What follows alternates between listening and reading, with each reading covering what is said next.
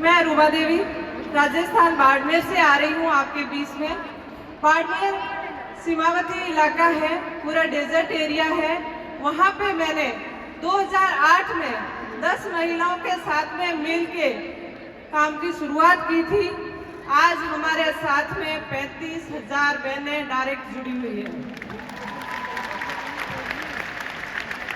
साथ ही राजस्थान के 44 लाख महिलाओं की मुझे ब्रांड एम्बेसडर बना के नई जिम्मेदारी दी गई है और बखूबी मैं कोशिश करती हूँ कि हर महिला को ऐसा मंच मिले जिसके माध्यम से वो अपनी इनकम जनरेट कर सके। तो यही मेरा उद्देश्य है कि महिलाओं को आत्मनिर्भर बनाना। मैं आपके साथ में मेरी स्टोरी शेयर करूं तो मैं जब 4 साल की थी तब मेरी माताजी का देहांत हो गया। 8वीं में मेरा स्कूल छूट गया, क्योंकि स्कूल छूटने के बाद में पढ़ाई तो आगे मैं नहीं कर पाई, लेकिन घर का काम, खेती का काम, साथ ही पानी की वहाँ पे बहुत दिक्कत थी। तो मेरे पास में बैलगाड़ी होती थी और बैलगाड़ी से पानी लाने का काम करती थी। और जब भी समय मिलता तो दादी के साथ में बैठ के कसीदाकारी का काम जरूर सीखती थी, क्योंकि कसीदाकारी का काम हर घर में होता था। चाहे वो पहनने के लिए कपड़े बना रही हो, चाहे माँ अपने हाथ से अपनी बेटी के लिए कुछ बना के देती। क्योंकि आजकल तो फोन हो गया है, जब भी माँ की याद आती है तो फोन से बात हो जाती है, लेकिन उस समय माँ की जब याद आती तो अपनी सिंदूक खोल के सिंदूक से जो माँ के हाथ से बने हुए कपड़े होते थे उसी को लेके वो तसल्ली करती थी। तो इसी तरीके से घर में मेरी दादी माँ भी इस तरीके से काम करती थी। और जब मेरी 16 साल की उम्र में शादी हो गई, शादी के बाद भी घर की आर्थिक स्थिति ठीक नहीं थी, क्योंकि मेरी 8वीं में स्कूल छूट गई थी और मेरे हस्बैंड की 5वीं में। तो ऐसी स्थिति में जब शादी के 1.5 साल बाद में मेरा फर्स्ट बेबी हुआ तो उसको सांस लेने में प्रॉब्लम थी, उसको अच्छी मेडिसिन की जरूरत थी, लेकिन वो मैं नहीं दिला पाई, उसको नहीं बचा पाई।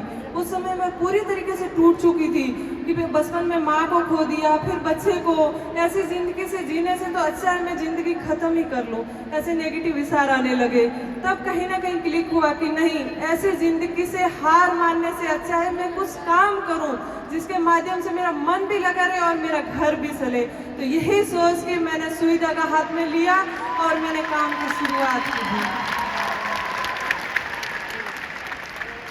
मार्केट का मुझे आइडिया नहीं था। मैंने सोचा मेरी गांव की बहनें अगर मायके जाएगी तो वो सुंदर बैग जरूर लेके जाएगी। यही सोच के मैंने बैग बनाने शुरू किए, लेकिन वो भी इतना आसान नहीं था। जब एम्ब्रॉयडरी तो हाथ से हो गई, लेकिन जो बैग की स्टिचिंग थी वो मशीन से होती थी। मशीन मेरे पास थी नहीं, ना मैं खरीदने के लिए सक्षम थी। एक बार फिर हिम्मत हारने लगी, मैंने सोचा ये काम मैं नहीं कर पाऊंगी। तब मेरे दिमाग में क्लिक हुआ कि नहीं, मेरी तरह और भी बहनें हैं जो ऐसी परिस्थितियों में आगे जूझ रही है, वो भी नहीं बता रही है, लेकिन मैं उनसे बात करके देखती हूँ। तो फिर मैंने मेरी अड़ोस पड़ोस की बहनों से बात की और हमने 10 महिलाओं ने मिलकर एक सेल्फ हेल्प ग्रुप बनाया और 100 रुपए इकट्ठा करके एक सेकेंड हैंड मशीन खरीदी और वहां से हमने काम की शुरुआत की। जब मैं काम करती होती तो मेरे पास में और भी बहनें आके बोलती कि आपके पास काम है, हमें भी काम करना है। तो मैं ये परवाह नहीं करती कि मेरे पास पीछे काम नहीं है, जो भी मेरे पास होता मैं उन बहनों को दे देती। और उसके बाद में मुझे लगा कि हमारी बहनों के लिए हमें किस तरीके से काम करना है। तो किसी ने बोला कि आप एग्जीबिशन के माध्यम से आप ये कार्य कर सकती है, लेकिन मैंने कहा एग्जीबिशन होता कहाँ है, बाड़मेर में तो कोई खरीदेगा नहीं। तब किसी ने बताया नहीं कि मेट्रो सिटीज में बड़े बड़े हैंडीक्राफ्ट्स के एग्जीबिशन लगते हैं, वहां जाके आप अपना प्रोडक्ट सेल करिए। तो मैंने कहा बाड़मेर डिस्ट्रिक्ट हेडक्वार्टर तक तो हम कभी गए नहीं, और दिल्ली बॉम्बे ऐसी जगह पे हमें पहली बात तो घर वाले भेजेंगे नहीं, उसके बाद हमें तो सिर्फ मारवाड़ी आती है, हिंदी भी नहीं आती है, हम वहाँ कैसे जाएंगे। मैंने कहा ये तो पॉसिबल नहीं है, लेकिन कहीं ना कहीं लगा कि नहीं, मुझे ये ट्राई तो करनी चाहिए। तो 2010 में फर्स्ट एग्जीबिशन करने का मुझे मौका मिला था दिल्ली में रफी मारे कॉन्स्टिट्यूशन क्लब में। वो एग्जीबिशन था 3 दिन का, और हम वहाँ पे हमारा सामान इकट्ठा किया, कट्टे में भरा, ट्रेन के लोकल डब्बे में बैठ के दिल्ली पहुंचे। बहुत घबराहट हो रही थी कि हमारे प्रोडक्ट किसी को पसंद आएंगे या नहीं आएंगे।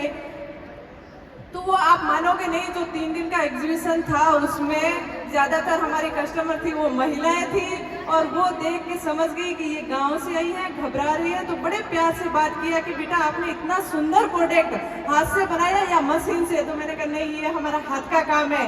और उन 3 दिनों में हमारी 10 से 15 हजार रुपए की सेल हुई, लेकिन वहां से हमें हिम्मत मिली कि अब हम पीछे मुड़ के नहीं देखेंगे, हमें आगे के लिए तैयारी करनी है। और वापस जाके गांव गांव ढाणी ढाणी जाके महिलाओं को काम के प्रति मोटिवेट करना शुरू किया, क्योंकि वहां पे एक घर से दूसरे घर जाना भी इतना आसान नहीं था। और घर पहुंचने के बाद भी घर के लोगों के कई तरह के क्वेश्चन होते थे, आप कौन है, कहाँ से आए हैं, पता नहीं महिलाओं को क्या सिखा के जाओगे, ये हमारा कल कहना मानेगी या नहीं मानेगी।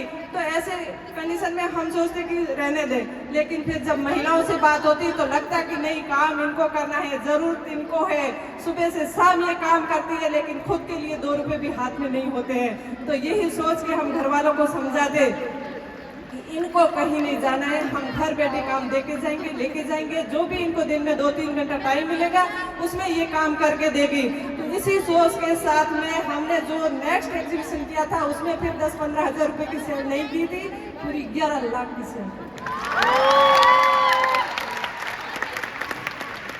उसके बाद में हमने ठान लिया कि अब हमें इसमें नवाचार करना है। तब तक हम सिर्फ होम फर्निशिंग के आइटम बना रहे थे। उसके बाद में हमने सोचा क्यों ना गारमेंट्स बनाए जिसमें ज्यादा लोग खरीदेंगे। तो यही सोच के हमने अलग अलग जगह से फैब्रिक सोर्स करना शुरू किया और फिर साड़ी कुर्ते दुपट्टे ये बनाने शुरू किए। उसके बाद भी इतना आसान नहीं है कि ये प्रोडक्ट सेल कहाँ करोगे। फिर किसी ने बोला कि आप फैशन शो करिए। मैंने कहा फैशन शो हम क्यों करें, फैशन शो करना है, छोटे कपड़े पहनना है, ये फैशन शो होता है, यही सोच थी हमारी। तब किसी ने बोला कि नहीं, आप हेरिटेज फैशन शो कर सकते हैं। तो उस समय राजस्थान में राजस्थान हेरिटेज वीक हो रहा था और वहाँ पे मुझे फर्स्ट एग्जीबिशन करने का मौका मिला।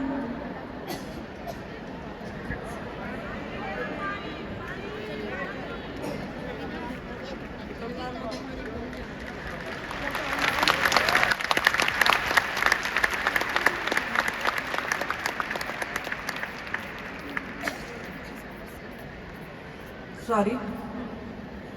तो उस समय ये था कि फैशन शो तो करें, लेकिन एक आर्टिजन को फैशन शो का मौका कहाँ मिला। बड़े डिजाइनर्स लोग हैं वो फैशन शो करेंगे, लेकिन उस समय हमने ठान लिया कि हमें फैशन शो करना है। राजस्थान में जयपुर में राजस्थान हेरिटेज वीक हो रहा था और वहाँ जाके हमने रिक्वेस्ट किया कि हमें फैशन शो करना है। तो उन्होंने भी यही बोला कि आप आर्टिजन हो, आप कैसे फैशन शो कर पाओगे। मैंने कहा नहीं, मुझे फैशन शो करना, आप एक बार हमें मौका दीजिए। वहाँ पे जिद किया तो मौका मिल गया, लेकिन वास्तव में प्रॉब्लम ये थी कि बड़े डिजाइनर्स लोग हैं, वो अपने हिसाब से कलेक्शन बना के लेके आएंगे। हमारा कैसा कलेक्शन बनेगा, क्या कॉस्ट्यूम डिजाइन रहेगा, क्या कलर थीम रहेगी, यही सोचती। तो फिर हमने सोचा कि हमारे बड़े एनजीओ से हेल्प मांगते हैं, वो हमारी हेल्प करेंगे। तो हमने जाके बोला कि हमें फैशन शो करना है, इसमें हमें आपकी ये हेल्प चाहिए। तो उन्होंने भी यही बोला कि रोमा जी ये आपका लेवल नहीं है, आप जहाँ फील्ड में काम करें वही आपके लिए बेटर है, आप ये जिद छोड़ दीजिए। रोना आया, मैंने कहा कोई हेल्प करने वाला नहीं है, लेकिन मैं ये फैशन शो जरूर करूँगी। यही सोच के उस समय इतना सोशल मीडिया का जमाना नहीं था। जैसा मेरे समझ में आया मैंने कलर थीम लिया, कॉस्ट्यूम डिजाइन किया, मेरा कलेक्शन तैयार किया। मैंने कहा किसी को पसंद आएगा नहीं आएगा, लेकिन मुझे पसंद जरूर है।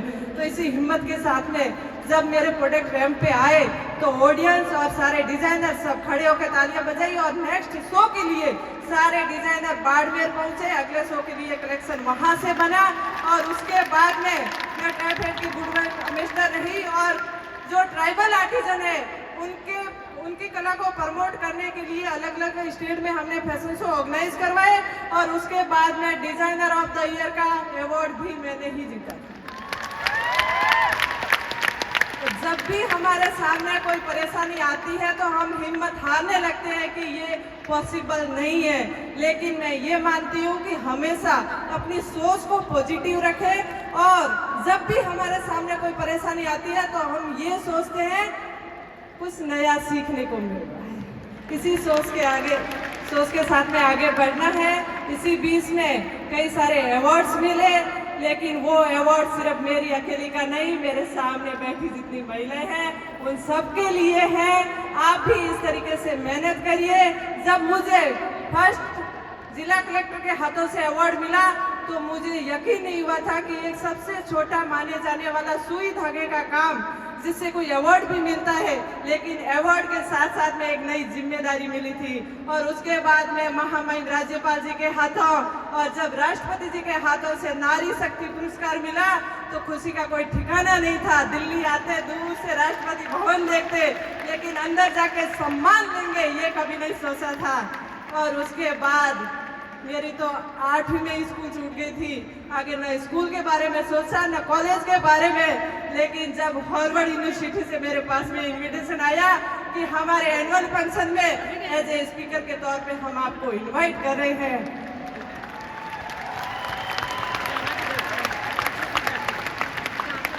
हार्वर्ड जाने का मौका मिला, वापस आई तो पीएचडी की मानद उपाधि मिल गई और सब केबीसी से कॉल आया कि हम सोनी चैनल से बोल रहे हैं और आपको इनवाइट कर रहे हैं। मैंने कहा जरूर फेक कॉल होगा, क्योंकि मैं तो इतनी पढ़ी लिखी नहीं हूँ, वहाँ पे तो क्वेश्चन आंसर होते हैं, मुझे वहाँ क्यों बुलाएंगे।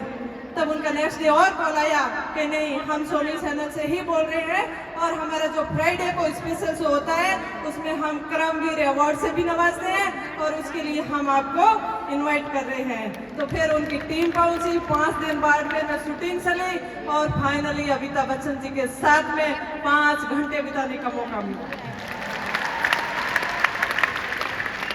तो ये सारी उपलब्धियां मैं मेरी नहीं मानती, मेरे देश की बहनों के लिए और उनका साथ, इसीलिए हम ये उपलब्ध कर पाए। और साथ ही मैं हमेशा महिलाओं को ये कहूँगी कि कहीं ना कहीं महिलाएं ये सोचती है कि महिलाओं को आगे बढ़ने से महिलाएं ही रोकती है, लेकिन ऐसा बिल्कुल नहीं है। जो भी है, जैसा भी है, हमारे पास में जो ज्ञान है हम आसपास की बहनों को जरूर दें, उनकी मदद जरूर करें। हमेशा महिला का सम्मान करें, सपोर्ट करें, अपने हक के लिए खुद लड़े। हम सब में कोई ना कोई हुनर जरूर है, तो क्यों ना हुनर के जरिए आगे बढ़े, स्वावलंबी बने। अगर खुद पे विश्वास है तो खड़े रहे, अड़े रहे। जय हिंद, जय भारत। बहुत बहुत धन्यवाद आज के प्रोग्राम सेशन के लिए। आप सभी का आभार, शुक्रिया। जय हिंद।